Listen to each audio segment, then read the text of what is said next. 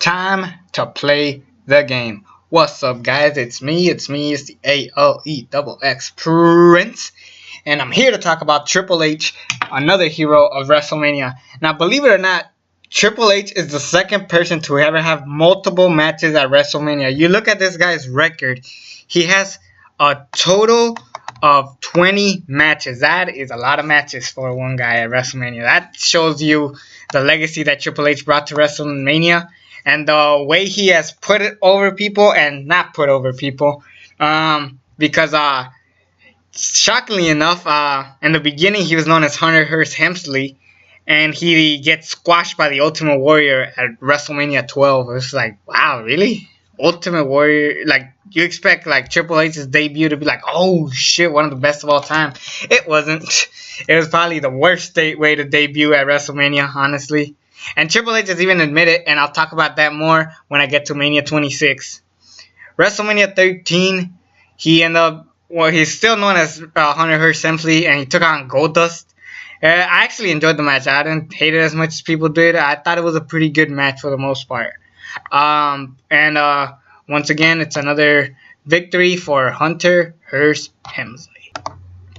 And we're done talking about Hearst Helmsley. This time we're talking about Triple H, the real Triple H, the one we all fell in love with. He took on Owen Hart at WrestleMania 14 for the European Championship. He was a champion, and the story in this match was actually pretty good. Very underrated match. The whole tying up Chyna, handcuffing her so she doesn't get involved. But then again, she still does get involved, and Triple H eventually gets the win. But here in Owen Hart and Triple H, you expect a pretty decent match. And we do get a pretty decent match. You get exactly what you expect. A good match, but chances are it will be underrated. And this is, in fact, one of the most underrated matches in WrestleMania history. This will go down with Bret Hart and Roddy Piper from Mania 8. But this is one of the more underrated matches that you guys should go back and watch. You know, you talk about Taker and Kane. You talk Shawn Michaels and Stone Cold. You know, you talk about, hell, people even talk about stables like Abel's count to the match, her match with that mixed tag team match. I keep forgetting the name of it. The dumpster match, you know. But Triple H and Owen Hart is a match that you definitely gotta check out because it's a really good match. Next up, at WrestleMania 15, he ends up taking on Kane. Oh, Kane! Oh, I love saying that. But he loses to Kane by DQ. You know, the whole interference. You know, just like a bunch of shenanigans happening in this match. But you know, it's one of the matches I don't really care about, honestly. So, but WrestleMania 16, he finally main events of WrestleMania. He takes on Rock, Mick Foley, and Big Show. McMahon in every corner, formerly known as. I did not enjoy this match as much as people do, because I honestly wish it was just Triple H versus The Rock, and Rock gets screwed over, but he gets his comeuppance at Backlash 2000. I mean, I would have been happy with that, but I mean, and originally it was gonna be Stone Cold versus Triple H, but the whole injury angle at Survivor Series, it could have been a really classic match. But he wasn't able to recover, so Rock gets another. He wins the Royal Rumble, and then, you know, Mick Foley has his story with Triple H, and Big Show, for whatever the fuck, he's in that match too. So it was kind of a clusterfuck of a match. It was an okay Fatal 4-Way, not the best, personally, for me. However, WrestleMania 17, you know, you get a one-on-one match with Undertaker, but people mainly remember this for Taker or the ref being bumped out, and then for the whole match is basically a no DQ match. You know, they could have just made it a no DQ match and it would have been great. But you know, this is a very underrated Undertaker Triple H match, and at WrestleMania probably is the weakest one, but it's still a really good match. And when I get to the end of an era, I'll talk more about like some stuff I want to get off my chest. But Undertaker and Triple H had a really good match at 17, considering WrestleMania 17 is possibly my favorite WrestleMania of all time. So, yes, kudos to that. They had a really fantastic match that you should definitely go back and watch. And then at WrestleMania 18, well, first of all, 2001, Triple H got injured. His knees were fucked up. So, when he came back, he came he came back as a face. People were cheering him, respecting him, and he wins the Royal Rumble. That's a great moment for Triple H winning the Royal Rumble. He has this really good feud with Chris Jericho. Too bad it wasn't the main event, because this is a night where we had Rock and Hogan in the main event, and even Triple H and Jericho have admitted that they did not need to be in the main event, even though it's for the title. Easily Hogan and Rock deserved the main event spot, but this match was, I enjoy it. You know, people trash on it because it was in the main event, but if you actually go back and watch it, they had the best match they could have possibly had. It was a really good match. Definitely no Hell in a Cell with these two. That match was fantastic, but this one was alright. I thought it was a nice little match, and then you know, you had that epic moment of Triple H holding both belts, beating Chris Jericho, because you know his comeuppance were getting there, and then Stephanie gets pedigree. That's a great moment. So yeah, I didn't hate the match, but it definitely didn't deserve the main event. That's for sure. And even though Triple H is the winner of this match, you know, when he's the champion, he was really hated, especially around 2003, because 2003 he took on Booker T. What? Booker T? Who? This is a fine match. Him and Booker T had a good match at WrestleMania 19. Very forgettable, but people mainly remember the ending of this match with Triple H hitting a pedigree on Booker T, taking forever to pin Booker T, but he does. 1, 2, 3. It was one of the slowest ways to go after a pinfall, but it was still a fun match. Honestly, one of the weaker stuff about Mania 19, but I don't know, when you think Triple H at WrestleMania, you don't think Booker T. Granted, if Booker T was booked better around this time, he would have been like the guy, you know, not King Booker. I fucking hated that gimmick.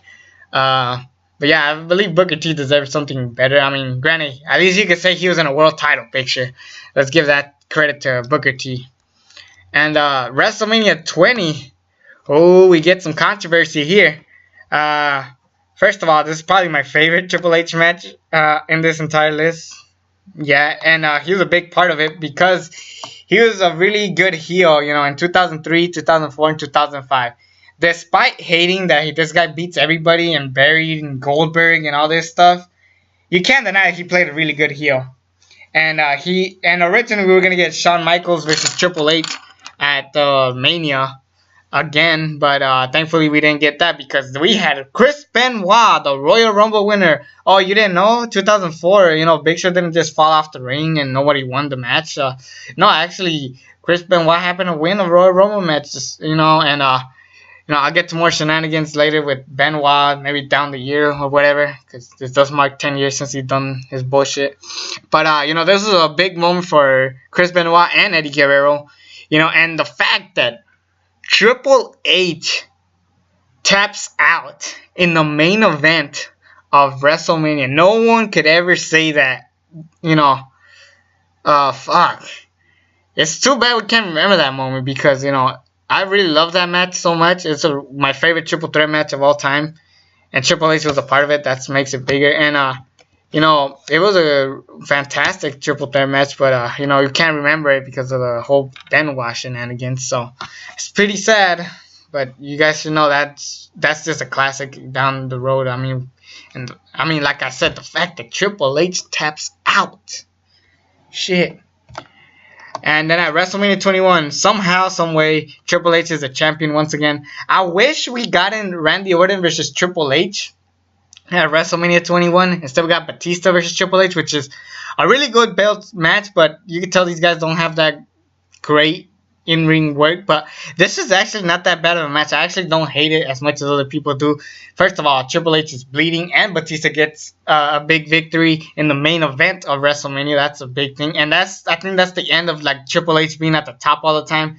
You know, they try to make Triple H at the top again, but at this time, Batista and John Cena were the top guys. So, you know, it's time for Triple H to go a little bit under everybody else. WrestleMania 22, however, he still main events of WrestleMania against John Cena. And, he makes Triple H taps out to him too.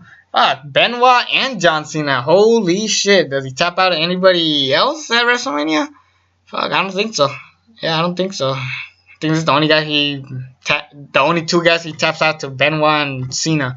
And you know, I've talked about this in the John Cena Heroes of Mania, but these two guys didn't have that bad of a match. Granted, I wish we had a different match, obviously, because Edge definitely deserved to be in the world title picture, not Triple H, because this just came out of nowhere. But you know, it was still a fun match. I still watch it. It's still a really good match. But yeah, really, we all knew that Triple H wasn't gonna win. Come on, at this point, John Cena was the top. And what would have made this match bad is if we actually had a rematch of Mania 23. Mania 23, Triple H got injured, so we did not get Triple H Cena 2, which actually, thank goodness we didn't get it. But you know, that it's pretty bad for Triple H because he could have at least done something else. WrestleMania 24, he is in the world title picture again, the WWE Championship picture again, taking on Randy Orton and Cena. This match, we all knew Triple H wasn't going to win. I think out of all three guys in this match, Triple H was the least guy to possibly win it. It was still a good match. I'll still watch it. I mean, I really like that moment with him getting punt by Randy Orton, and then Orton pinned Cena. Just a really good thing. And thank goodness it wasn't the main event, because I'm pretty sure they would have ate this shit up. They would. Especially now. WrestleMania 25. Oh, shoot. I got a lot of shenanigans, controversy here. WrestleMania 25, he had one of the best feuds with Randy Orton. Too bad the match sucked. Holy shit. This match was bad. It was really bad. This needed a stipulation. These two guys needed to beat the crap out of each other. And we did not get that. Why didn't we get that? I mean, Triple H and Randy Orton needed to beat the crap out of each other in this match. And instead it was, if Triple H gets DQ'd, he's vacated the title and he's fired. It was stupid. Oh, fuck. This match could have been so much better. And it did deserve the main event. It just... Honestly, if this match was amazing, people would have said, damn, this was one of the best main events ever. But, you know, just because Michaels and Taker won this match doesn't mean it deserved the main event, because this was easily the best built match, the best feud going into Mania 25. However, the match sucked, and, well, Triple H stands tall. If Randy Orton won, it could have been something completely different for the show of shows. WrestleMania 26, however, he is in a much smaller match. He takes on Sheamus. And, again, you know, I was there. Great things being there. It was a pretty enjoyable match. I wish Sheamus won. I really did wish Sheamus won, because he was Triple H was out of it anyways. I guess he get injured somewhere around this area. But I think what really got to me was the video package of this match. You know, how Triple H said, in my very first WrestleMania, I got crushed. But then I crawled and scratched everything to be the guy that everybody wanted to face at WrestleMania. Because it's true. I could be fighting Triple H at WrestleMania, and I could say I've done it all, you know? That's saying a lot. Triple H, you know, is a guy that you want to fight at WrestleMania because your name is really known. Even like a guy like Goldust, you know, is known. And I'm not saying it just because he took on Triple H, maybe because other stuff. But, you know, if you take on Triple H at Mania, I think you're good. And that proved it a lot, because even Sheamus, despite being kind of a mid-card now, he is still known as a guy who took on Triple H at Mania. And you can't take that away from Sheamus.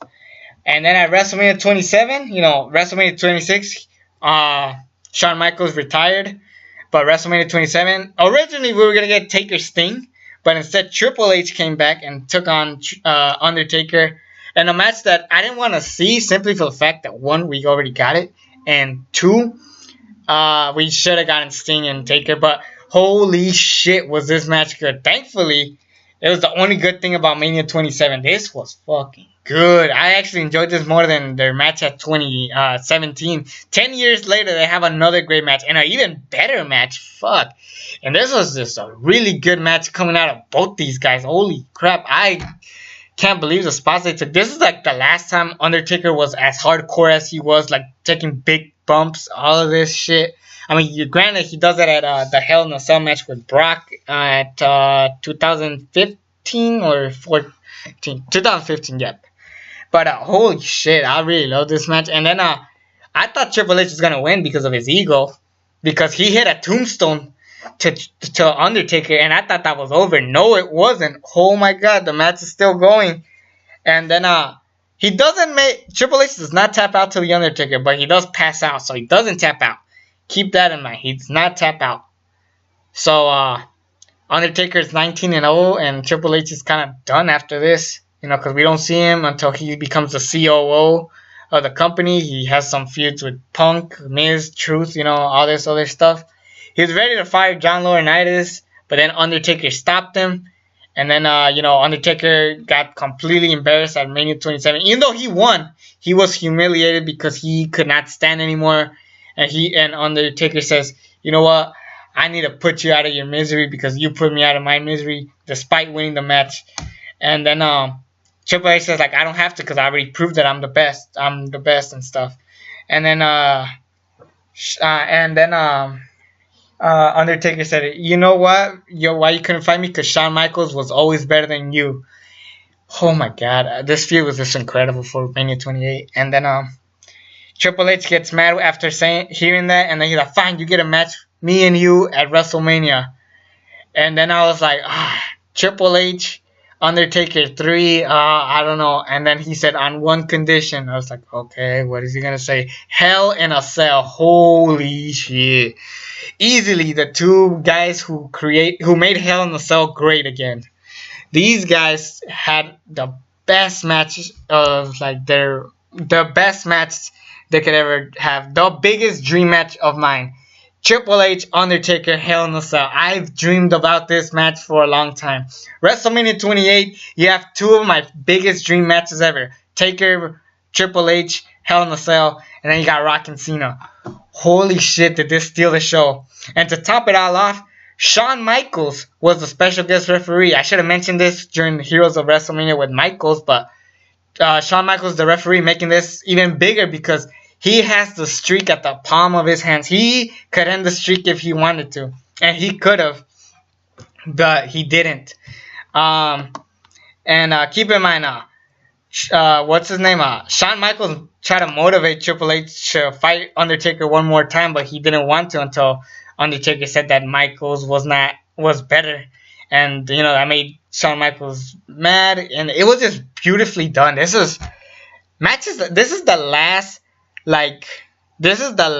good WrestleMania match in a while because after this match, we've never gotten a 5-star match. We could get one down the road, but fuck, this is the last really good 5-star classic, I could say, at WrestleMania 28. And it was a damn good match. And personally, I would have made this Undertaker's last match. He could have retired after this because there was no point of bringing him back.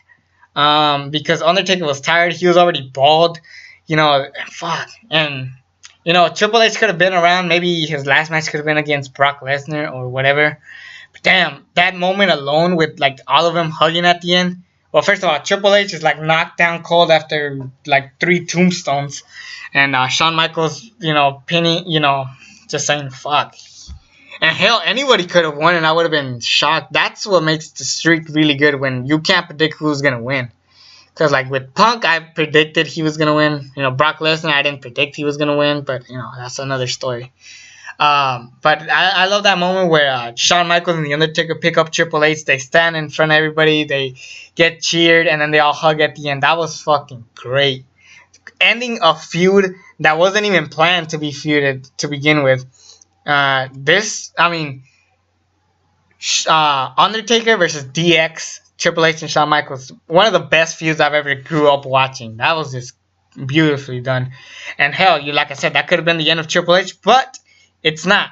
He has some other matches. WrestleMania 29, he wants to prove once again that he could beat Brock Lesnar now in a no-holds-barred match where Triple H's career is on the line. This was a good match, the second best match of that show, behind Taker Punk. It was a really good match. I enjoyed it. Very underrated for me. I know a lot of people don't like the match. I really enjoy it. I do hate this. I hated the Shawn Michaels being in the match because all he did is sweet chin Paul Heyman. It was just... I didn't like that moment. It was dumb. It was really dumb. Come on. It was dumb. But at least Triple H stand up tall. I wish, honestly, if Triple H retired, I would have been like interested to see what could have happened, because Brock Lesnar could definitely be now the toughest guy in the company, but he wasn't until he beat the streak. But we'll get to Undertaker later. WrestleMania 30, he had a really good match with Daniel Bryan. Honestly, the last time Triple H had a match was against when was the last time he had a match? Before prior to this, maybe a match with Curtis Axel on Raw. That's the last thing I can remember. WrestleMania. Fuck, I don't remember the last time he had a legit match. Maybe with Brock at Extreme Rules. But despite that, we had Daniel Bryan versus Triple H. Now let me just start off by saying, when it comes to dream matches, I would never think I would be interested on Bryan Danielson versus Triple H, because it looks like a match where Triple H could get like squashed Bryan Danielson. But holy crap, with the right feud and the right match, this was one of the best matches of that year. I mean, besides NXT, TNA, all these other companies couldn't top. They could have, but this is by far the best match of that year. The story was there, and it was the opener, which is shocking to see, and it was just a really good match. The story was there of like Daniel Bryan not being appreciated by the Authority. We still have to rely on the Breakfast Club, and then Triple H, he's like, I will fight you at WrestleMania. You're gonna get everything you want, but you better be careful what you wish for, because you might just get it. All these beautiful promos, and then like winner of this match would advance to the main event of the world title match between Randy Orton and Batista, the Royal Rumble winner and the champion, plus whoever won this match. And Daniel Bryan won in a really good match. And then at the end, it ends with Triple H still punching Daniel Bryan and hitting him with a chair, possibly not winning.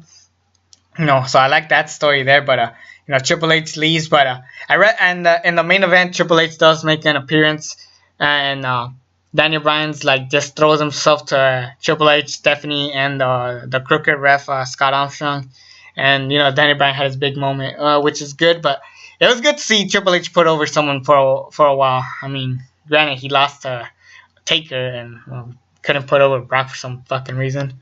All about this 50-50 booking bullshit with Triple H is ridiculous. But holy crap, WrestleMania 31, Sting could have had his debut match and won the damn thing, but Triple H had to win. Now, again, WrestleMania 31 is where I began the YouTube channel here.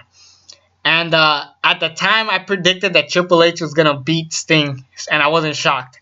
But going back to it, I really thought Sting definitely deserved the victory. However,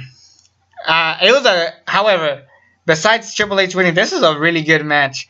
I really enjoyed this match a lot. I give it 4 stars. I know a lot of people will probably say it's overrated because of whatever, but you can't deny that moment with NWO and DX fighting was amazing. That is a moment I thought I would never see, and fuck, it was really good. It gave me goosebumps. There's that, and even though Triple H won, I still enjoyed the match. It was a really good match. However, WrestleMania 32, holy shit, this is how we end Triple H's Heroes of WrestleMania. He fucking loses to Roman Reigns in a crap match. This feud and match was so bad that people were cheering for Triple H. That is how bad this feud was. Holy crap. And keep in mind, WrestleMania 32 was actually pretty good until this match happened. This is like one of those few matches where it kills the rest of the show, and it was that bad. It was so boring. The crowd was dead. It was sloppy.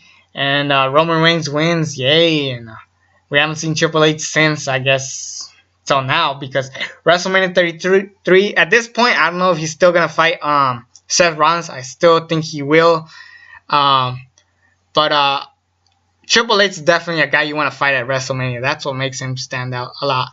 I think that'll be it. I'll wrap it up there. One more guy to go, and you guys already know who it is. And if you do not know, you may rest in peace. Till next time, it's me, the ALE Prince. Subscribe to this channel if you haven't already. And until then,